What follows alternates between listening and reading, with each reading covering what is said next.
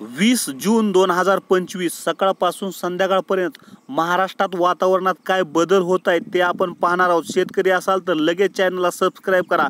चला तर आपण सुरू करूयात।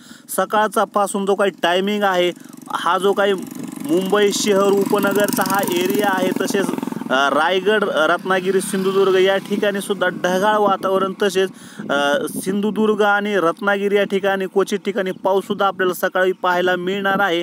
तर जो काही मुंबई शहर आणि उपनगर आहे या ठिकाणी सुद्धा ढगाळ वातावरण राहणार आहे।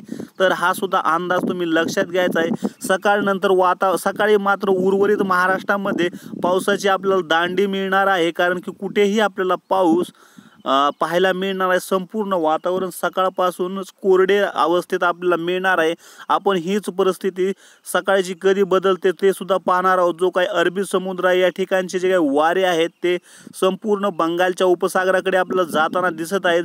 जो काही महाराष्ट्राचा भूपट्टा आहे या ठिकाणी जो काही दख्खनचा एरिया या ठिकाणाहून वारे आपल्याला वाहताना दिसत आहेत। हा एरियामध्ये मात्र कोरडे वारे आपल्याला पाहायला मिळणार आहेत। या ठिकाणी कुठल्याही स्वरूपाचा दुपारपर्यंत सुद्धा 3:30-4 पर्यंत कुठल्याही स्वरूपात आपल्याला पाऊस पाहायला मिळणार नाही।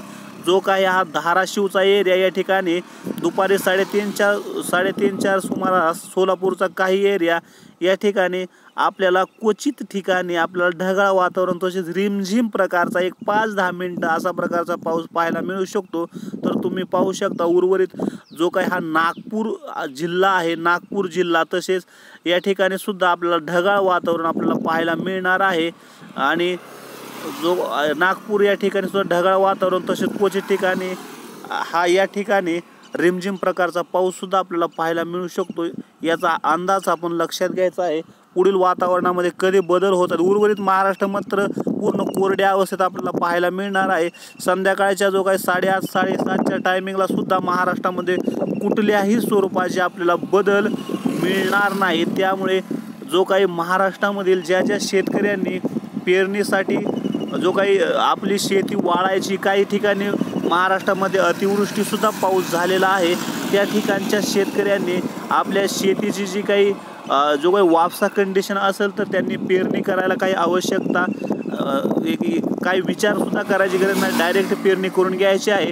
परंतु ज्या भागात महाराष्ट्रामधील पाऊसच पडलेला नाही त्यासुद्धा शेतकऱ्यांनी पेरणीसाठी सज्ज व्हायचं आहे, शेती तयार करून ठेवायची आहे। पेरणी मात्र करायची नाही, परंतु ज्या ठिकाणी 1-1.5 फुटापर्यंत ओल आहे त्या ठिकाणी शेतकऱ्यांनी घाबरायचं कारण नाही, त्यांनी लगेच पेरणी करून घ्यायची आहे।